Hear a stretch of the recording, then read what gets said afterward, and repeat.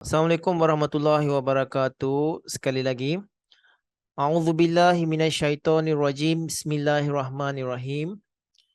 Ya ayyuhal.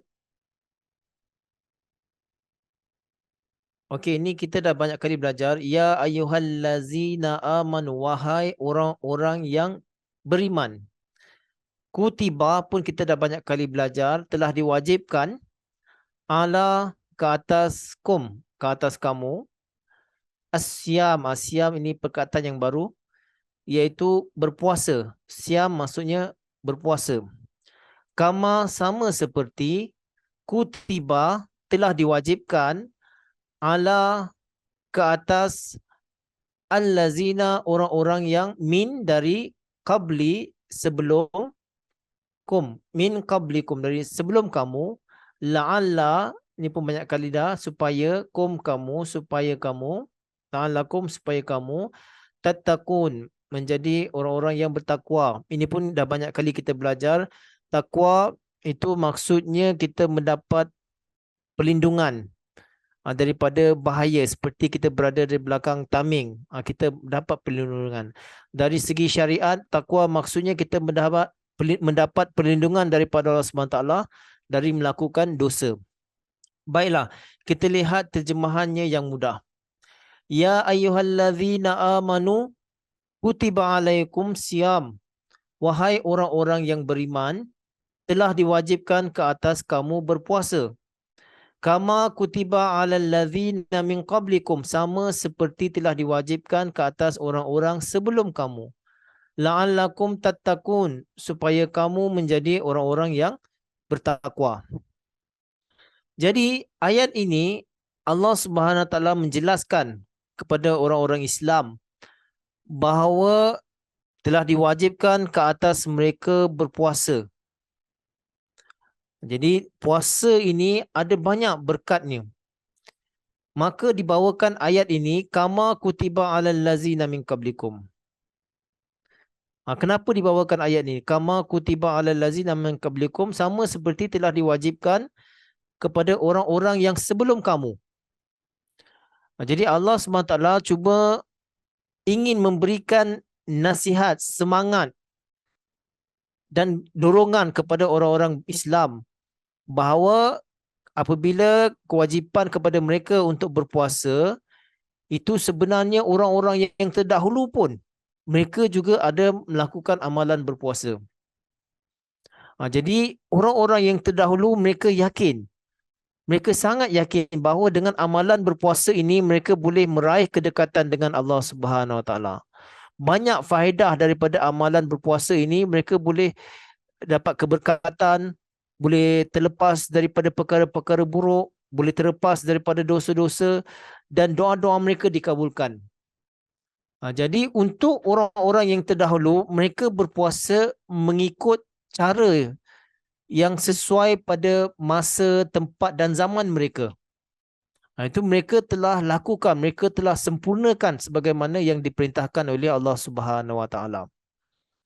Jadi malang bagi orang-orang Islam yang tahu amalan berpuasa ini baik tapi tidak mahu melakukannya. Sedangkan orang-orang yang beriman yang sekarang, sama ada orang-orang yang beriman yang sebelum ini pun, mereka berusaha untuk meraih berkat daripada berpuasa ini. Mereka melakukan amalan puasa ini. Tetapi kalau kita yang tahu tapi mengelak, mencari alasan supaya tidak berpuasa, kita menjadi orang-orang yang malang. Jadi saya dah katakan tadi, orang-orang yang sebelum Islam ada cara mereka. Ada yang berpuasa tidak makan dan minum sampai 40 hari pun ada. Ada yang caranya mereka berpuasa, mereka tak makan benda-benda yang dimasak. Tetapi buah-buahan atau sayur yang mentah mereka boleh makan. Ada cara yang berpuasa mereka tak makan tapi boleh minum. Ada juga cara yang berpuasa dari pagi sampai ke malam. Besoknya baru dia berbuka. Sekalilah dengan dia punya sehri. Sekali saja makan dalam satu hari. Jadi itu amalan mereka sesuai pada keadaan dan zaman mereka, dan mereka telah melaksanakannya dengan baik. Jadi Allah SWT memberitahukan kepada orang Islam, Kalau kepada orang yang dahulu mereka melakukannya dan mereka bangga, mereka suka melakukannya ibadah puasa ni, kalau katalah ibadah puasa ni tidak ada di dalam Islam, jadi orang-orang yang terdahulu boleh mempertikaikan. Kalau Islam ini benar, di mana amalan puasa mereka? Sebab mereka yakini amalan puasa ini sangat berfaedah untuk manusia terlepas daripada dosa, untuk manusia meraih kedekatan dengan Allah Subhanahu Wa Taala. Jadi kalau tak ada amalan puasa dalam dunia Islam, orang-orang yang terdahulu sebelum Islam boleh mempertikaikan agama Islam ini. Maka itu Allah Subhanahu Wa Taala sengaja memberitahukan kepada kita, memberi dorongan dan semangat kepada kita untuk melakukan ibadah puasa sama seperti orang-orang yang beriman sebelum kita. Jadi kita lihat ada beberapa bukti dalam Bible, dalam Taurat pun, di mana dikatakan Nabi Musa alaihissalam telah berpuasa selama 40 hari dan 40 malam. Ini ada. Kemudian dalam Bible pun ada bahawa Nabi Isa alaihissalam pun ada berpuasa selama 40 hari dan 40 malam. Kemudian ada juga dalam Zabur, ini masih dalam Taurat juga, mereka berpuasa sehari dalam bulan yang ketujuh. Pada 10 hari bulan yang ketujuh, mereka puasa 1 hari pada waktu itu. Jadi, kemudian ada lagi bukti di dalam Markus. Ada salah seorang anak murid Nabi Isa alaihissalam datang berjumpa dengan Nabi Isa alaihissalam dalam keadaan bersendirian, maknanya tidak di halayak ramailah di belakang tabir. Dia bertanyakan bagaimana dia ingin melepaskan roh jahat dalam dirinya. Jadi Nabi Isa alaihissalam mengajarkannya bahawa jenis yang seperti ini selain daripada doa dan puasa, dia tidak akan keluar. Jadi roh jahat yang di sini maksudnya iaitu dari segi istilah saja. Jadi roh jahat yang dimasukkan di sini iaitu penyakit. Sama ada penyakit jasmani ataupun penyakit rohani. Jadi penyakit rohani pun banyak dalam jiwa kita. Kan ada yang sombong, ada yang cakap bohong, ada yang macam-macam lah penyakit rohani. Ada yang malas, ada yang suka mengumpat, ada yang jenis yang suka mencari-cari salah orang lain.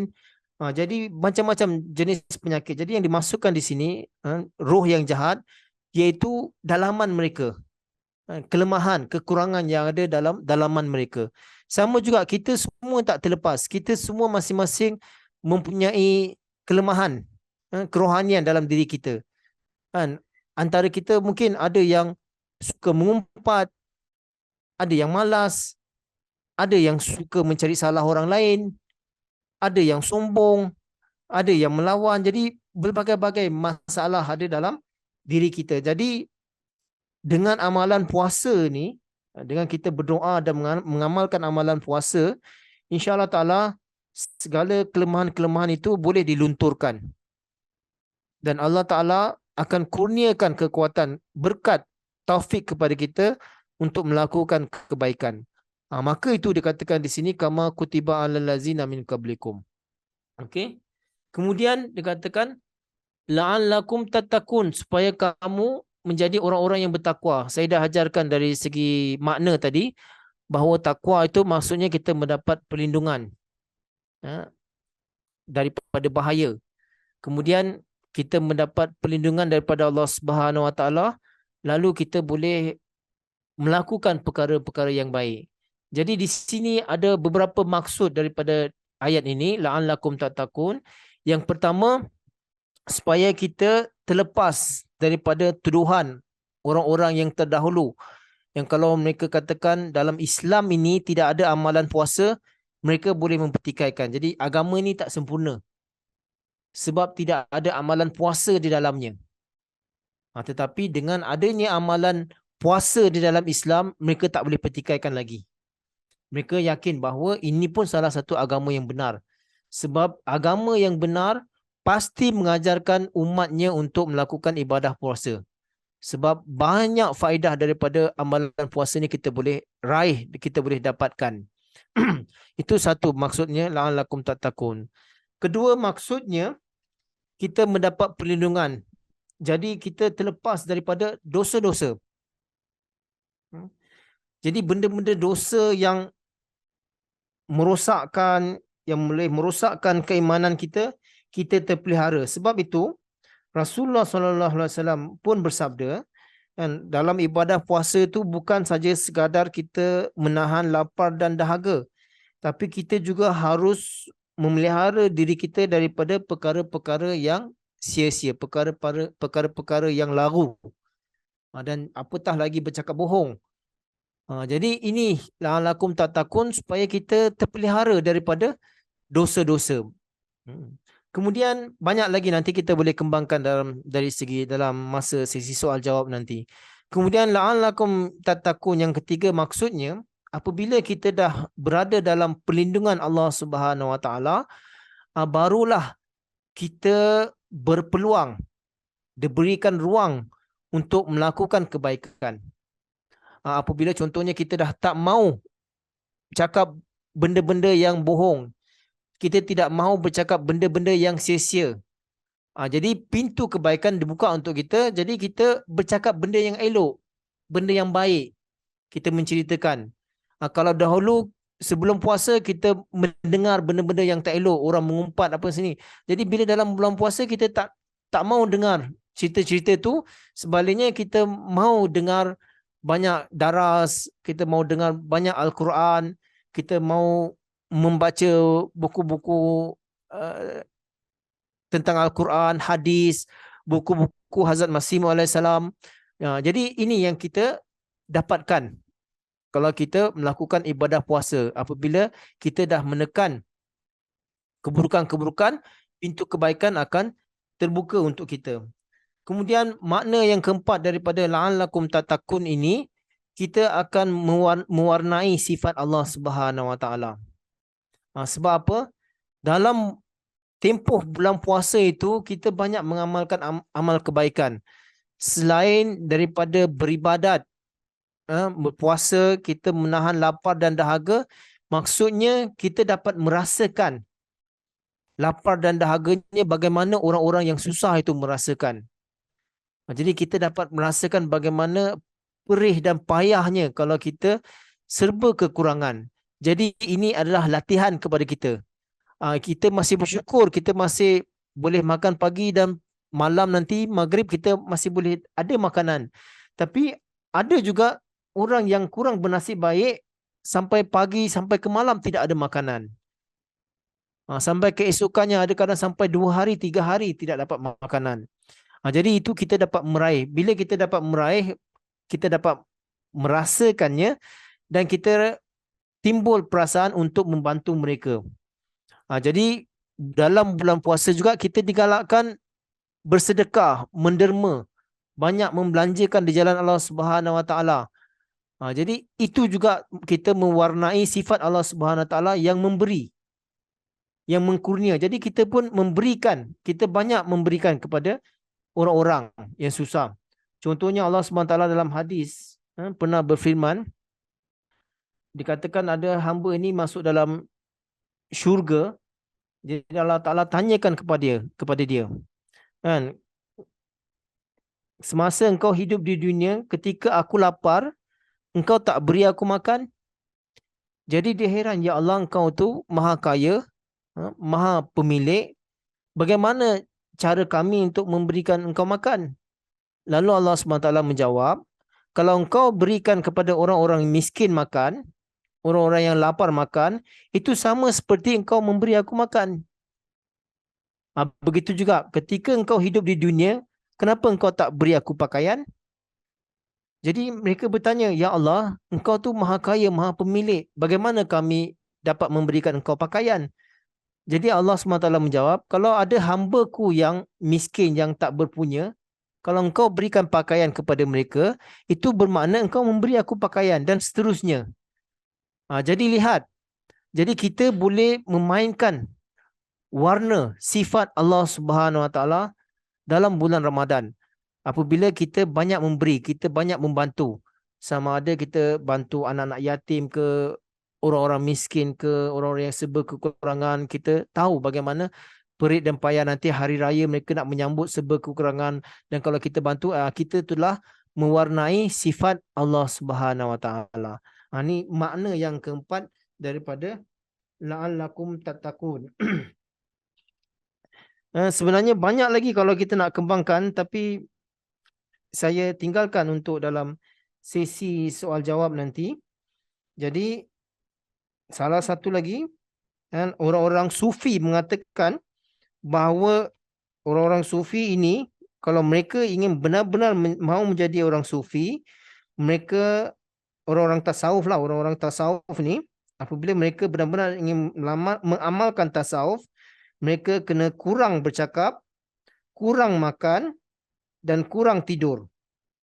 Jadi sebenarnya dalam bulan Ramadan ini, inilah yang diajarkan. Inilah apa tu dia katakan, inti daripada tasawuf itu. Di mana dalam bulan Ramadan kita kurang bercakap, perkara yang sia-sia, kemudian kita kurang makan dan kita kurang tidur. Kerana dalam puasa kita dilarang bercakap perkara yang sia-sia. Kalau tidak, puasa kita akan menjadi sia-sia, jadi batal. Kalau kita berpuasa tapi masih mencaci maki, masih mengumpat orang sana sini, jadi puasa kita itu tidak akan diterima oleh Allah Subhanahu Wa Taala. Kemudian kita tidak makan, kurang makan. Kita makan cuma 2 kali, waktu sehari dengan waktu iftar. Kalau hari biasa kita ada tea time lah, ada macam lunch and dinner lah, lepas dinner ada lagi apa tu, makan tengah malam lah, macam-macam.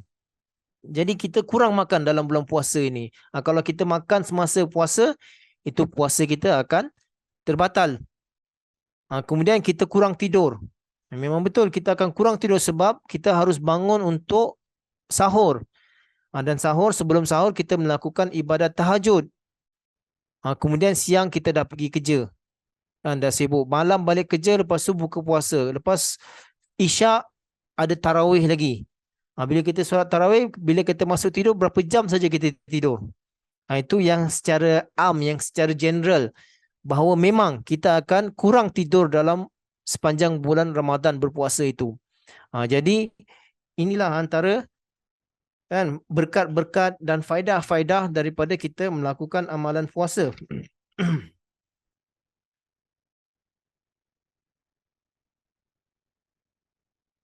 Banyak faedah tadi. La'alakum tattaqun ini sebenarnya kita boleh kembangkan banyak daripada makna daripada la'alakum tattaqun. Okey, sebelum itu saya tidak mahu sambung ayat seterusnya, sebab bila saya sambung ayat seterusnya dia akan menjadi panjang. Penafsirannya pun sangat panjang.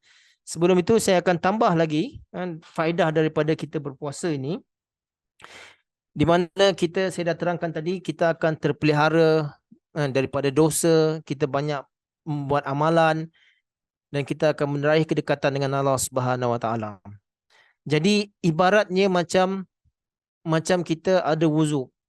Bila kita ambil wuzuk, kita pergi ke masjid untuk menunaikan solat, sepanjang kita dalam wuzuk itu sebenarnya kita pun dalam solat sebenarnya.